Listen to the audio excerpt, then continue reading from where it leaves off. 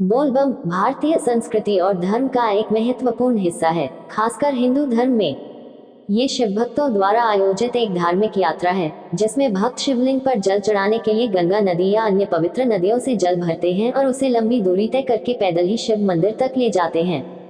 कहानी और पौराणिकता। एक, शिव भक्ति। बोलबम यात्रा का मूल उद्देश्य भगवान शिव की भक्ति करना और उनके प्रति अपनी श्रद्धा प्रकट करना है।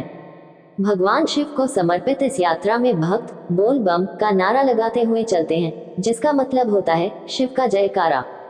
2, कांवड़ यात्रा। बोलबम यात्रा को कांवड़ यात्रा के नाम से भी जाना जाता है। इसमें भक्त गंगा जल को कांवड़ में भरकर लाते हैं और उसे अपने कंधों पर उठाकर शिवलिंग पर चढ़ाते हैं। 3, श्रावण मास। ये यात्रा विशेष रूप से श्रावण मास हिंदू कैलेंडर के अनुसार में आयोजित की जाती है। इस मास में भगवान शिव की पूजा और भक्ति का विशेष महत्व होता है। 4, पवित्रता और तपस्या। बोलबम यात्रा को तपस्या और भक्ति का एक रूप माना जाता है। भक्त इस यात्रा के दौरान सख्त नियमों का पालन करते हैं, जैसे नंगे पैर चलना, व्रत रखना और पवित्रता का पालन करना। प्रमुख स्थलों और मान्यता। 1, बाबा बैद्यनाथ धाम देवघर। ये झारखंड राज्य में स्थित है और बोलबम यात्रियों के लिए एक प्रमुख तीर्थ स्थल है। यहाँ आने वाले भक्त सुल्तानगंज से जल भरकर आते हैं और लंबी दूरी तय करके यहाँ जल चढ़ाते हैं। 2, हरिद्वार से कांवड़ यात्रा। उत्तराखंड में हरिद्वार से भी बहुत से भक्त कांवड़ यात्रा करते हैं और विभिन्न शिव मंदिरों में जाकर जल चढ़ाते हैं। बोलबम यात्रा का धार्मिक और सांस्कृतिक महत्व बहुत गहरा है। यह न केवल भगवान शिव के प्रति श्रद्धा प्रकट करने का माध्यम है, बल्कि भक्तों के लिए एक आत्मिक और शारीरिक तपस्या का मार्ग भी है। बोलबम यात्रा की कुछ और महत्वपूर्ण बातें और इसके सामाजिक प्रभाव। भक्ति और श्रद्धा के प्रतीक। बोलबम यात्रा न केवल व्यक्तिगत भक्ति का प्रतीक है, बल्कि सामूहिक श्रद्धा और समर्पण का भी उदाहरण है। सामाजिक एकता। 1, सामाजिक एकता और भाईचारा। इस यात्रा में विभिन्न समुदायों और वर्गों के लोग एक साथ भाग लेते हैं, जिससे सामाजिक एकता और भाईचारे की भावना प्रबल होती है। सभी भक्त एक समान परिधान, ज्यादातर भगवा रंग पहनते हैं और एक समान उत्साह से यात्रा करते हैं। 2, सहयोग और सहायता। यात्रा के दौरान विभिन्न सामाजिक संगठनों और स्थानीय निवासियों द्वारा यात्रियों के लिए मुफ्त भोजन, पानी और चिकित्सा सहायता की व्यवस्था की जाती है। यह एक दूसरे की मदद करने और सेवा भावना को बढ़ावा देने का एक उत्कृष्ट उदाहरण है।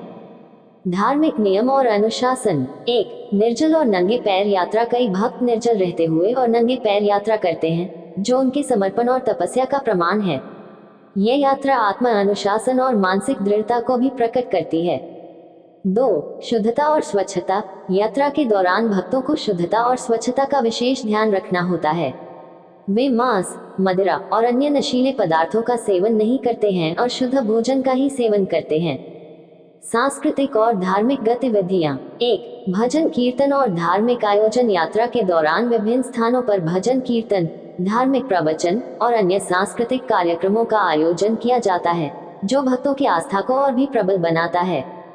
2, पारंपरिक नृत्य और संगीत। कई स्थानों पर पारंपरिक नृत्य और संगीत कार्यक्रम भी आयोजित होते हैं, जिससे यात्रा में उत्साह और उमंग का संचार होता है। पर्यटन और आर्थिक प्रभाव। 1, पर्यटन को बढ़ावा। बोलबम यात्रा के कारण संबंधित तीर्थ स्थलों पर पर्यटन को भी बढ़ावा मिलता है।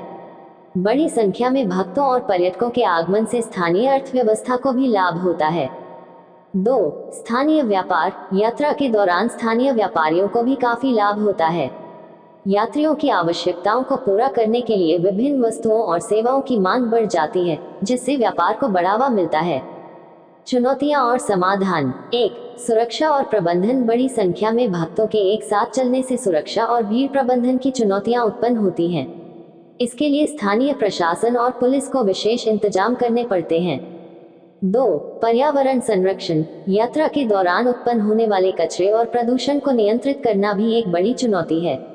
इसके लिए भक्तों और आयोजकों को पर्यावरण संरक्षण के उपाय अपनाने होते हैं, जैसे प्लास्टिक के उपयोग को कम करना और स्वच्छता का ध्यान रखना। बोलबम यात्रा भारतीय धार्मिक और सांस्कृतिक धरोहर का एक अनमोल हिस्सा है, जो श्रद्धा, समर्पण और सामाजिक एकता का प्रतीक है। बोलबम यात्रा के दौरान भक्त विभिन्न पवित्र स्थलों और शिवधामों की यात्रा करते हैं।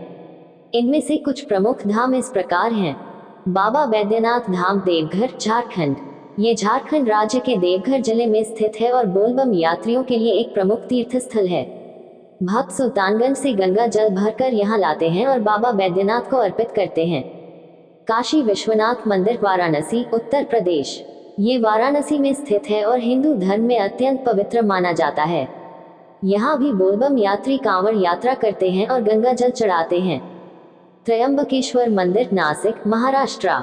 यह महाराष्ट्र के नासिक जिले में स्थित है और 12 ज्योतिर्लिंगों में से एक है। भक्त यहाँ भी कांवड़ यात्रा के माध्यम से गंगा जल चढ़ाते हैं। केदारनाथ धाम उत्तराखंड। यह उत्तराखंड में स्थित है और 4 धामों में से एक है। बोलबम यात्रा के दौरान भक्त यहाँ भी गंगा जल लेकर आते हैं और भगवान केदारनाथ को अर्पित करते हैं। सोमनाथ मंदिर गुजरात। ये गुजरात के सौराष्ट्र क्षेत्र में स्थित है और 12 ज्योतिर्लिंगों में से एक है। भक्त यहाँ भी जल चढ़ाने आते हैं। महाकालेश्वर मंदिर उज्जैन मध्य प्रदेश। यह उज्जैन में स्थित है और 12 ज्योतिर्लिंगों में से एक है। बोलबम यात्रा के दौरान भक्त यहाँ भी जल चढ़ाते हैं।